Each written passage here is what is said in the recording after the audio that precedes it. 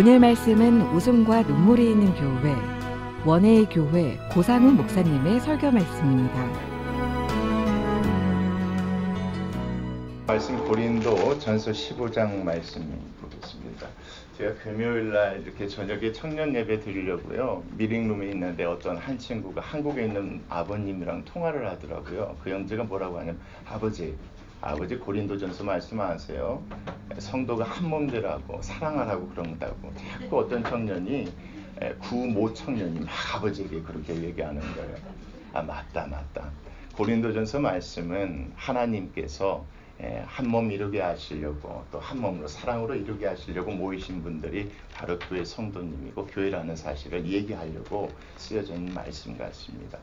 그러니까 우리가 말씀 오늘 보시면 아시겠지만 13장 14장 말씀 계속 그런 얘기 했었죠. 하나님께서 우리 서로 도우라고 신령한 은사들을 주셨는데 이 은사들을 행할 수 있으나 항상 행할 때 누구를 먼저 생각해라. 남을 먼저 생각했으면 좋겠다. 방언하는 하나님 특별한 은사를 주셨음에도 그 방언을 상대방이 못 알아듣는다면 차라리 하지 않는 게 좋지 않겠느냐. 만약에 하고자 한다면 하나님께 뭘 구해라. 방언을 통역할 수 있는 은사를 하나님 주십시오. 이렇게 구하고 만약에 그렇지 못한다면 교회 예배 가운데 누구를 세우세요? 통역하는 사람을 세워서 하는 것이 서로에게 무엇이 되지 않겠느냐? 덕이 되지 않겠느냐? 되도록이면 예언을 하려고 힘쓰라. 예언은 뭡니까? 하나님의 말씀을 그렇죠. 그러니까 들으니까 다 알 수 있어요. 그런데도 그 예언의 말씀이 하나님의 말씀과 좀 빗나갈 수도 있으니까 교회 안에 누구를 세워라? 분별할 수 있는 그 말씀이 옳은지 거짓인지를 분별할 수 있는 사람을 세워야 되지 않겠느냐. 그런데 무엇보다 뭐가 중요했습니까? 그 모든 걸 행할 때 꼭 무엇에 따라서요? 질서에 따라서 이것들을 행해야 교회 안에서 서로에게 덕이 되어지고 하나가 될 수 있지 않겠느냐 이겁니다. 근데 질문은 그런 거예요. 왜요? 왜 그렇게 노력하고 왜 그렇게 애써야 할까요? 이게 중요합니다. 오늘 15장 말씀 잘 보시면 그거에 대한 대답이 있습니다. 사실은 우리는 예수 그리스도 믿는 믿음으로 뭐 받았습니까? 구원 받았단 말이에요. 구원 받았는데도 불구하고 그렇게 열심히 살아가야 하는 이유에 대해 설명한 게 15장 말씀입니다. 왜 하나님, 왜 우리는 그렇게 살아가야 됩니까? 왜 힘들게 어렵게, 왜 자꾸만 남들 눈치 보고 남들을 위해서 그렇게 살아가야 합니까? 이런 질문에 대한 대답이 오늘 15장 말씀 가운데 있습니다. 본문이 조금 길지만 이 말씀 가운데 주시는 메시지가 아주 명확합니다. 1절 말씀 같이 보시겠습니다. 형제들아, 내가 너희에게 전한 복음을 너희에게 뭐하노니?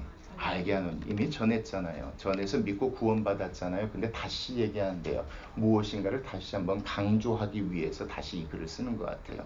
이는 너희가 받은 것이어도 그 가운데 선 것인데 너희가 만일 내가 전한 그 말을 뭐하고요? 굳게 지키고 내용을 보면 굳게 행하고 믿고 들은 대로 행하고 헛되이 믿지 아니하였으면 그로 말미암아 뭘 얻을 것이다. 구원을 받으리라. 이 말씀 오해하지 마시게. 행함으로 얻는 구원이 아니죠. 믿음으로 구원 얻죠. 너희들 믿음으로 구원 받았다면 이렇게 행하는 것이 맞다. 이거 얘기하려고 다시 얘기하는 것 같아요.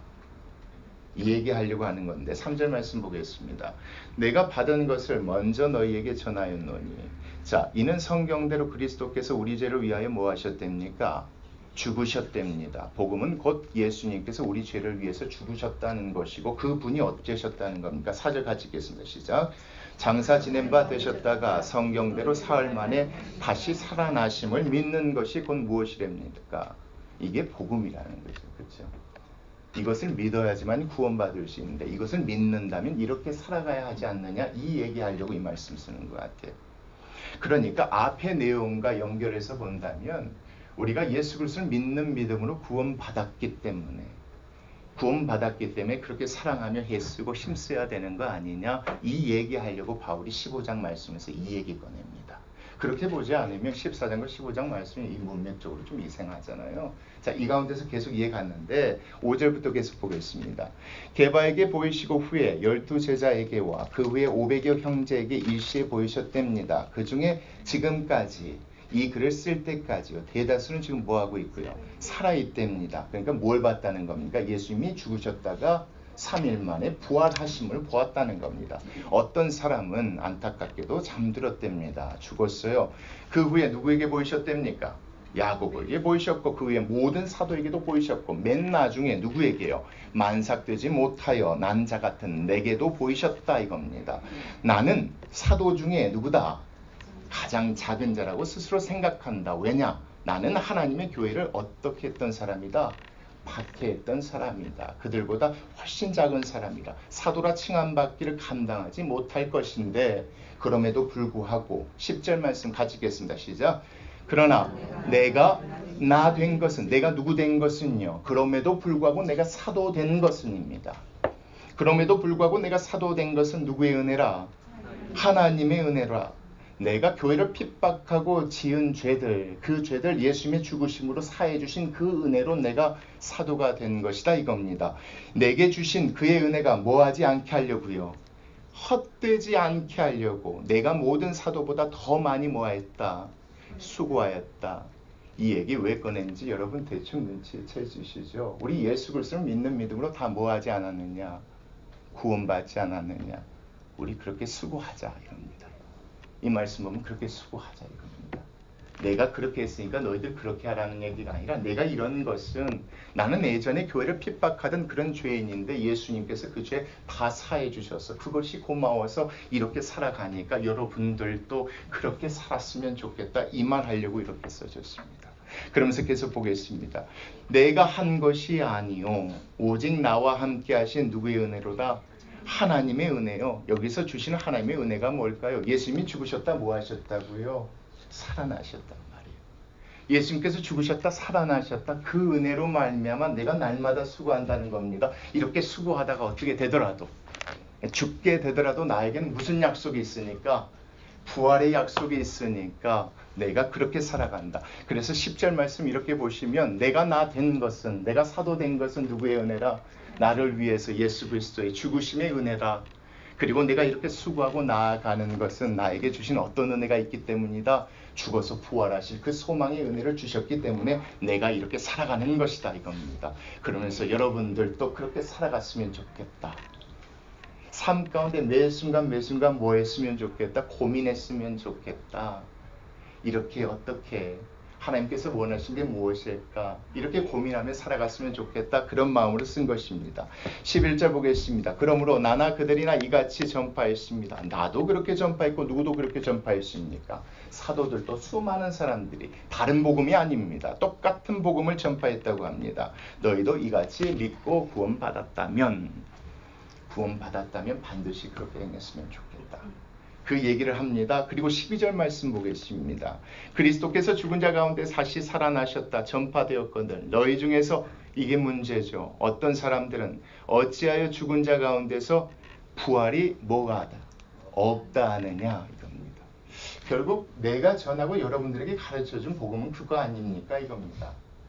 예수님께서 우리를 위해서 죽으셨으니까 우린 자유자의 몸이 되었지만 부활을 소망하기 때문에 주님 오실 때까지 부르실 때까지 하나님을 위해서 살아가야 하는 것이지 않겠습니까? 뭘 믿기 때문에요? 부활을 믿기 때문에. 그런데 교회 안에 어떤 사람이 있답니까? 12절 말씀 보면요.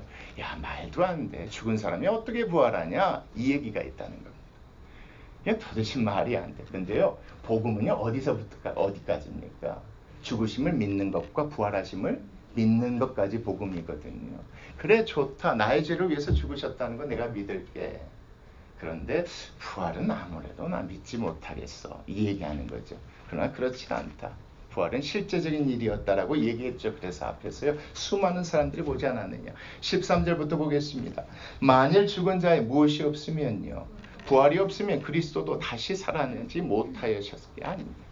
예수님께서 다시 살아나신 걸 봐라. 뭘 보여주시려고요? 부활이 있다는 걸 보여주시려고 하신 것 아니냐. 그리스도께서 만일 다시 뭐하지 못하셨다면요. 살아나지 못하셨다면 우리가 전파하는 무엇이요? 복음도 헛된 것이다. 또 너희 믿음도 헛된 것이다. 또 우리가 하나님의 거짓증으로 발견되리니 우리가 하나님이 그리스도를 다시 살리셨다고 증언하는 것도 뭐가 될 것이다? 거짓이 될 것 아니냐 이겁니다. 만일 죽은 자가 다시 살아나는 일이 뭐하면 없으면 하나님이 그리스도를 다시 살리지도 아니하셨겠지 않느냐 이겁니다. 결국 봐라. 부활은 실제적인 건 부활을 통해서 우리에게 보여주신 것이 무엇이냐. 그리스도를 믿는 믿음으로 우리는 죽지만 나중에 어떻게 될 것이다. 부활하게 될 것이라는 걸 보여주시려고 하나님께서 예수님을 부활케 하신 것이다 이겁니다. 자, 16절 보겠습니다. 만일 죽은 자가 다시 살아나는 일이 없으면 그리스도도 다시 살아나신 일이 없었을 터이요. 그리스도께서 다시 살아나는 일이 없으면 너희의 무엇도요? 이에 믿고 구원받은 그 믿음도 헛되고 너희가 여전히 어디 가운데 있었을 것이다? 죄 가운데 있었을 것이다. 결국 이 죄 가운데 있었을 것이다. 이 말씀 보면 부활은 곧 무엇에 대한 또 확신이기도 합니까? 우리가 죄사함을 받았다는 것에 대한 확신이기도 하고요. 또 그 다음 말씀 한번 보겠습니다. 또한 그리스도 안에서 잠자는 자도 뭐 했을 것이다? 예, 부활에 대한 약속이기도 한 겁니다. 우리가 나중에 어디 가게 될 것이다? 죽지만 나중에 천국 가게 될 것이다. 이것에 대한 하나님의 약속으로 보여주신 것이 무엇이다? 예수님의 부활이라는 것입니다. 그러면서 19절 말씀 같이 보겠습니다. 만일 그리스도 안에서 우리가 바라는 것이 다만 어디면요? 이 세상의 삶뿐이면 모든 사람 가운데 누가요? 우리가 더욱 불쌍한 자이지 않겠느냐. 그게 무슨 얘기겠습니까? 부활이 없다고 믿는 자들에게 우리의 삶을 좀 봐라. 우리의 삶을 봐라. 야, 정말 부활이 없는데 왜 우리가 이렇게 살겠냐 이겁니다. 정말 나한테 그런 믿음이 없는데 왜 이렇게 수고하며 살겠냐. 왜 목숨 바치고 살겠냐. 이 얘기해주고 싶은 겁니다. 예수님께서 하나님께서 보여주셨지 않느냐. 그걸 통해서 우리에게 그 믿음 갖고 살라고 보여주지 않느냐. 복음은 예수 그리스도를 믿고 구원받았다고 해서 끝나는 것이 아니라 부활을 믿기 때문에 어떻게 살아가는 겁니까? 그 부활을 소망하며 주님의 말씀에 합당하게 살아가는 삶인데 내가 그렇게 살아가는 거 보면 이것이 바로 복음이지 않겠느냐. 이 얘기하려고 이 말씀 쓴 겁니다. 그러면서 계속 보겠습니다. 내가 부활을 소망하는 이유가 무엇이냐면 20절이요. 그러나 이제 그리스도께서 죽은 자 가운데서 다시 살아나사 잠자는 자들이 무엇이 되셨답니까? 첫 열매가 되셨대요. 사망이 한 사람으로 말미암았죠. 누구로 말미암았습니까? 아담으로 말미암았죠. 그로 말미암아 우리가 원죄인이 되었잖아요. 죽은 자의 부활도 누구로 말미암습니까? 예수 그리스도로 말미암아 우리에 이르게 되어진다는 것. 22절 말씀 보시면 아담 안에서 모든 사람이 죽은 것 같이 그리스도 안에서 모든 사람이 무엇을 얻으리라? 삶을 얻게 될 것 아니냐. 그러나 각각 자기 차례대로 되리니 먼저는 누구요? 첫 열매인 예수님이 그렇게 되셨으니까 다음에는 누가 된대요?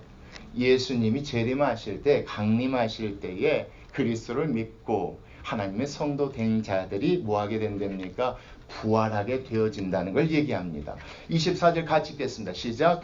그 후에는 마지막이니 그가 모든 통치와 모든 권세와 능력을 멸하시고 나라를 아버지 하나님께 바칠 때에 이 모든 것들이 완전하게 이루어질 것인데 나중에 말씀 여기에선 정확하게 나와 있지 않지만 바울이 쓴 다른 서신서 보면 이런 말씀도 있죠. 믿는 자도 부활하지만 마지막 때는 누구도 부활합니까? 믿지 않고 죽은 자들도 부활하게 됩니다. 먼저 믿고 죽은 자들이 부활해서 예수님과 함께 이 땅에서 왕노릇한다는 얘기가 나오죠. 그것이 우리가 알고 있는 천년왕국에 가는 겁니다. 이거 시간상으로 뭐가 먼저냐 이거 갖고 싸우는데 중요한 건 그걸 얘기하고자 하는 것이 아닙니다. 그렇기 때문에 이것이 이 말씀이 우리에게 소망이 되지 않겠느냐, 이렇게 살아가야 되지 않겠느냐 그 말 하려고 쓰는 겁니다. 그래서 25절 말씀 보시면 이렇게 나와 있죠. 그가 모든 원수를 그 발 아래에 둘 때까지 반드시 뭐 할 것이다. 우리가 재림하신 예수님과 함께 부활하여서 이 땅에서 하나님께서 이루실 이 땅에서 무엇하면 살게 될 것이다.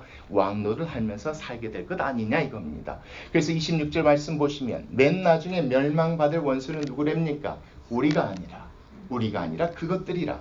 만물을 그의 발 아래 두셨다 하셨으니 만물을 아래에 둔다 말씀하실 때에 만물을 그의 예수님의 아래에 두신 이가 그가 누굽니까? 하나님이 그 중에 들지 아니한 것이 분명하도다. 좀 되게 헷갈리고 복잡하게 썼었잖아요. 그게 무슨 얘기냐면 28절까지 보겠습니다. 만물을 하나님에게 복종하게 하실 때에는 아들 자신도 그때 만물을 자기에게 복종하게 하신 하나님에게 복종하게 되리니 이는 하나님이 만유의 주로서 만유 안에 계시려 하심이라. 이 말씀이 무슨 얘기냐면 하나님께서 이 땅에 오시기 전까지요. 만물이 누구 앞에요? 예수님 앞에 복종하게 하실 것 아니냐. 그 가운데 누가 안 계세요? 하나님이 안 계세요. 나중에 하나님 앞에 가게 되면 그 하나님 앞에 모든 사람들이 복종하게 될 것이다. 이게 무슨 얘기냐면 우리가 예수님이 재림하실 때 영화로운 몸으로 우리가 부활하게 될 것인데 누가 오실 때까지요? 하나님이 오실 때까지 이 세상에서 왕노릇하다가 하나님이 오시면 그 하나님을 모시고 이 세상에서 우리가 영원히 살 수 있게 된다. 이 세상에는 이제 천국이겠죠. 천국에서 영원히 살 수 있게 된다. 그 말씀하려고 28절 말씀입니다. 그러니까 이때까지 보면 무슨 얘기겠습니까? 바울의 마음 가운데 뭐가 소망하고 있다는 겁니까? 이 말씀 보면요. 그렇죠. 예수님의 재림과 천국을 소망하고 있는 것 같아요. 내가 그걸 믿는다는 것은 내가 이 땅 가운데서 왕으로서 핍박받고 왕에게 핍박받고 힘들고 어렵겠지만 내 왕 대신 누가 오시면 예수님이 이 땅 가운데 오시면 이 땅에서 내가 왕노릇 할 것이며 하나님께서 마지막 때 이르시면 그분과 함께 천국에서 살 것을 내가 뭐하기 때문에 소망하기 때문에 사는 것이다. 여러분도 복음을 믿고 구원받았다면 여러분의 삶 가운데 무엇이 있어야 된다? 이런 소망이 있어야 되지 않겠느냐? 이 말씀하려고 이렇게 복잡하게 써내려가는 겁니다. 그러면서요 29절 말씀 같이 읽겠습니다. 시작. 만일 죽은 자들이 도무지 다시 살아나지 못하면 죽은 자들을 위하여 세례를 받는지 무엇을 하겠느냐? 어찌하여 그들을 위하여 세례를 받느냐? 이때 당시의 교회 가운데요. 죽은 자들을 대신해서 어떤 가족이나 친구들이 대신 세례를 받는 이런 풍습들이 있었던 것 같아요. 그게 언제부터 어떻게 시작되었는지 잘 모르겠어요. 그러나 분명한 것은 뭐냐면 이들이 이런 행위를 하는 것이 무엇을 믿기 때문이라는 겁니까? 부활을 믿기 때문에 그런 것 아니냐 이겁니다. 그러니까 우리가 좀 좋은 쪽으로 생각하자면 이럴 수 있을 것 같아요. 예수 그리스도를 믿었어요. 구원받았는데 그 사람이 세례받기 전에 죽었던 것 같아요. 그러면 가까운 사람이나 친척들이 이렇게 대신 세례를 받아주던 풍습이 있었다고 정도 추측할 수 있는데 중요한 건 그게 무엇인가가 중요한 게 아니라 이 가운데서 반드시 그렇죠? 부활할 것이라는 믿는 믿음 때문에 이 사람들이 대신해서 세례받지 않았느냐 이 얘기 쓰는 겁니다. 30절 같이 보겠습니다. 또 어찌하여 우리가 언제나 위험을 무릅쓰리요. 그렇죠. 만약에 그걸 믿지 않는다면 왜 우리가 이렇게 살겠냐 이겁니다. 31절 말씀 같이 읽겠습니다. 시작. 형제들아 내가 그리스도 예수 우리 주 안에서 가진 바 너희에 대한 나의 자랑을 두고 단언하노니 나는 위험을 무릅쓰며 날마다 죽어요. 이게 무슨 얘기겠습니까? 뭘 믿으니까요? 부활을 믿으니까 내가 이렇게 살아가지 않느냐 이겁니다. 32절이요. 내가 사람의 방법으로 에베소에서 맹수와 더불어 싸웠다면 실제적으로 맹수와 싸운 것이 아니라요. 그리스도인들을 핍박하는 사람들과 싸웠다면 내게 무슨 유익이 있으리요? 죽은 자가 다시 살아나지 못한다면 내일 죽을 터이니 뭐하자리라? 먹고 마시자 하리라. 속지 말라. 악한 동물들은 무엇을요? 선한 행실을 더럽히나니 이겁니다. 그러니까 이 내용 보니까 좀 더 들어갔어요. 부활을 믿기 때문에 이렇게 살아가는데 부활을 믿지 않는 자들은 어떻게 살아가는 겁니까? 자기네들이 하고 싶은 대로 살아간다는 겁니다. 그러니까 거기에 뭐하지 말자는 겁니까? 속아 넘어가지 말자는 거죠. 그러면서 34절 보겠습니다. 깨어 무엇을 행하라? 의를 행해야 되지 않겠느냐? 뭘 하지 말자? 죄를 짓지 말라. 하나님을 알지 못하는 자가 있기로 내가 너희를 부끄럽게 하기 위하여 말하노라. 결국 부활을 믿는다면 우리가 천국 가게 될 것을 믿고 주님 앞에 서게 될 날을 믿고 정말 예수님 재림하셨을 때 이 땅 가운데 왕노릇 할 것을 믿는다면 그때까지 하나님의 말씀대로 이렇게 날마다 죽기를 각오하고 살아가야 하는 것이 맞지 않느냐. 그런데 그것이 아닌 다른 가르침, 결국 부활을 믿지 않는 자들의 얘기는 뭐겠습니까? 부활이 어디 있냐? 오늘 먹고 즐기자. 오늘 위해서 살아가자. 이런 얘기를 한다는 거죠. 거기에 뭐하지 말자. 속지 말자는 겁니다. 여러분 이 말씀 들으시면 무슨 생각이 든지 모르시겠지만 이게 쉽습니까? 쉽지 않아요. 이 말씀 여러분 그냥 들으시지만 이건 절대 쉽지 않아요. 천국은 보이지 않아서 쉽지 않아요. 이 세상은요 보이는 것이 많으니까 이 세상에 중심 두고 살아가지만 천국은 보이지 않아서요. 주님 오실 날도 언제 오실지도 모르니까 이 말씀이 쉽지 않아요. 그래서 날마다 죽기 힘들어요. 위험 무릅쓰고 살기 싫어요. 사실. 그래서 저는 사실 이 말씀 준비하면서 이런 생각해서 이렇게 사십시다. 말 못하겠더라고요. 제 안에 싸움이 그거예요. 보이지 않는 것을 믿고 믿음으로 살아가야 되는데 보이지 않으니까요. 대부분의 내 싸움이 이 세상에 있어요. 이 세상에 하나님 이거 주십시오. 이거 해결해 주십시오. 이것 때문에 하나님 힘들어요. 이것 때문에 내가 속상해요. 이것 때문에 내 마음이 아파요. 근데 이게 아니잖아요. 오늘 말씀 보면. 그래서 참 읽기 어려워요. 근데도 이 말씀 보면 내가 어떻게 살아가야 우리가 어떻게 살아가야 될지 분명한 것 같아요. 야, 내가 그리스도인이라는 것이 내 죄를 사해 주셨다는 걸 믿는 것을 고백하는 것만이 아니구나. 이 말씀 보니까 부활까지 믿는 것이네. 부활 믿는다면 이 말씀대로 살아가기 위해서 예수야 하는 것이 진짜 그리스도인이네. 이 말씀을 통해서 좀 생각하고 깨닫게 되는 것 같아요. 말뿐만 아니라 삶 가운데 정말 그렇다면 어떻게 살아가야 한다? 이 부활을 소망하면서 이렇게 살아가야 되는데 깨끗하고 의롭게, 그렇죠? 모든 죄는요, 누구를 미워하기 때문에 생긴 죄입니까? 이웃을 미워하기 때문에 생긴 죄입니다. 그래서 이 말씀 보시면요, 결론은 그렇습니다. 서로 뭐하라? 사랑하라. 그 말씀. 기가 막혀. 왜 내가 목숨 걸고 복음 전했는지 아느냐? 상급 받으려고 한 거 아니다. 천국 가면 초가집 있고 귀하집 있는 거 아니잖아요. 그러려고 하는 거 아니다. 뭐하기 때문에? 내가 너희들 사랑하기 때문에. 교회 안에서 서로 뭐하지 말라. 싸우고 다투지 말라. 교회 안에서 서로 분리되지고 서로 그것 때문에 시기 질투하지 말라. 그거 부활을 믿는 자들의 삶 아니다. 그 얘기하려고 이 말을 이렇게 이끌어가는 것 같아요. 아, 그렇구나. 정말 성도라는 것은 복음 믿어 구원받은 사람인데 삶이 이래야구나. 근데 이게 쉽지 않아서요. 쉽지 않아서 오늘 말씀이 은혜인 줄 믿습니다. 이 말씀이 있기 때문에 다시 생각하게 되고 아, 이렇게 살아가야 하는구나. 노력해야 되구나. 이걸 깨닫게 해주신 하나님의 은혜가 있기 때문에 그렇습니다. 그러면서 35절 보겠습니다. 누가 물어본다면 누가 묻기를 죽은 자들이 어떻게 다시 살아나며 어떠한 몸으로 오느냐 하리니 그렇게 물어보면 어리석은 자여 내가 뿌리는 씨가 뭐하지 아니하면요 죽지 않으면 살아나지 못하겠지 않느냐. 또 내가 뿌리는 것은 무엇이요? 장래의 형체를 뿌리는 것이 아니다. 밀이 이렇게 자랐어요. 근데 밀의 그 모습을 뿌리는 거 아니잖아요. 그 씨앗이 자라서 밀의 형체가 되는 것처럼 이 얘기입니다. 자, 다른 것에 알맹이 뿐이로되 하나님이 누구 뜻대로요?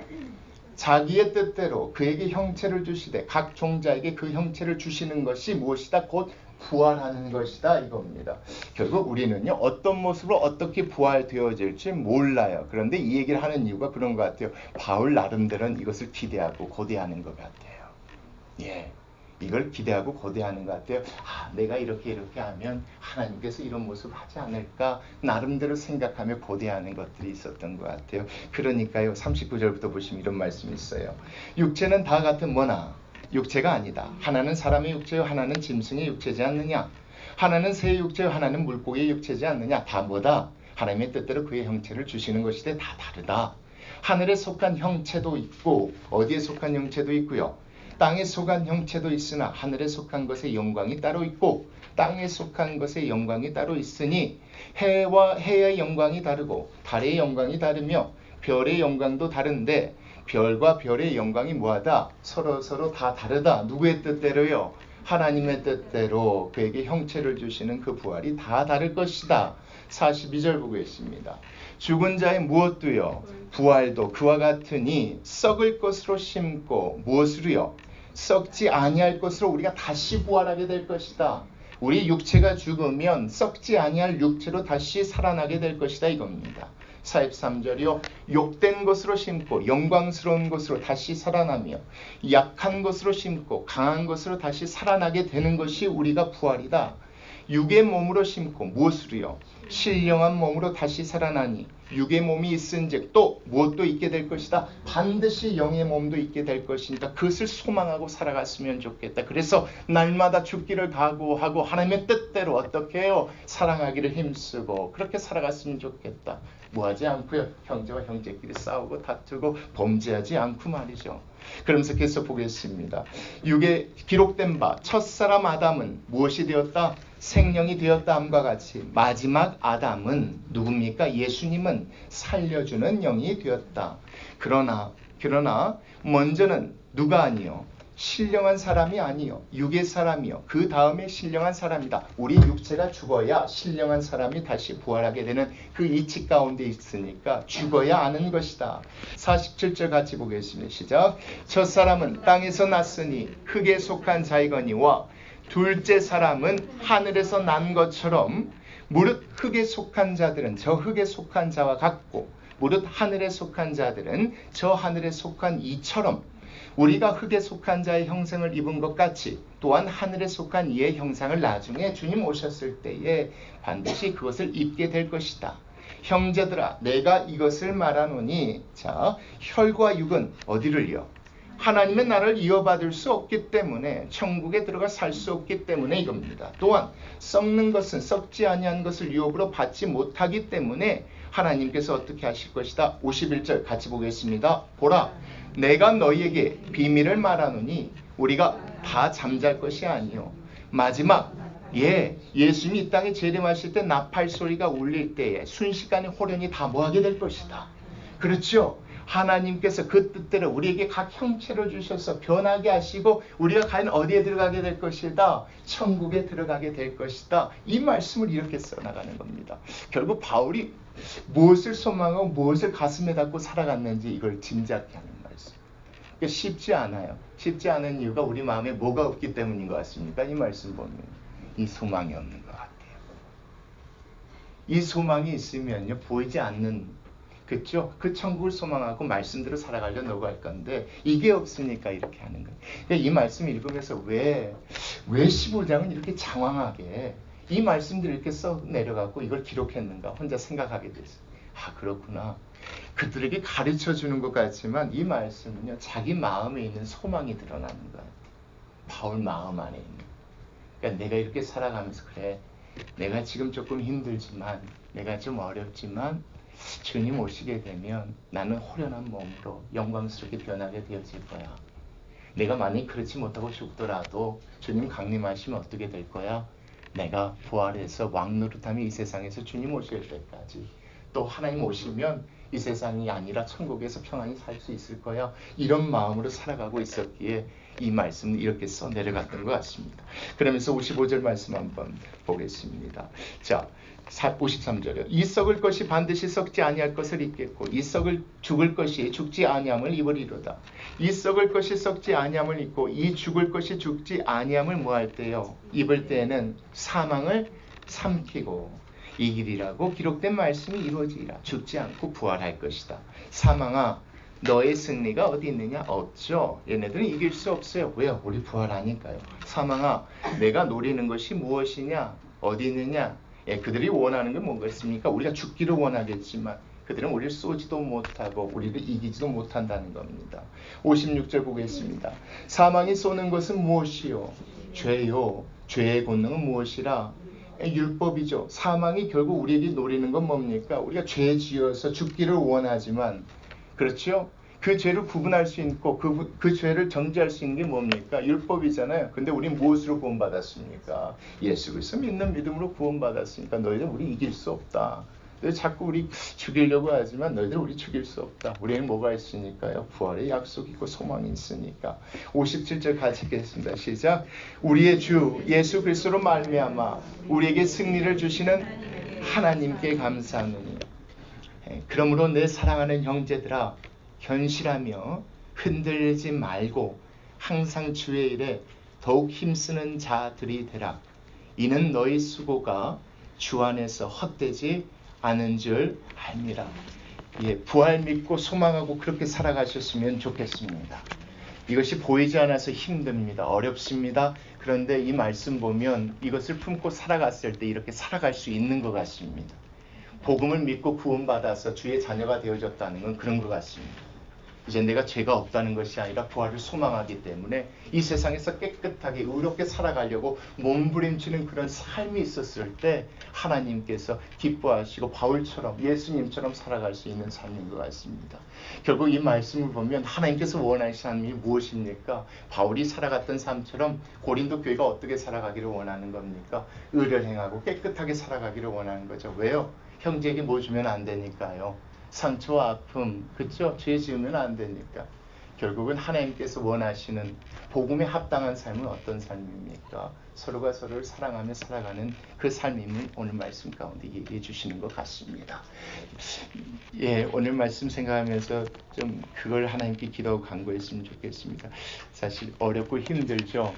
쉽지 않아요. 근데 하나님께서 이 마음 주시면 반드시 우리 교회 그런 교회 되셔서 정말 하나님 앞에 부활한 모습으로 영광스럽게 주님 앞에 서게 될 것이라 믿고 확신합니다. 기도하시겠습니다.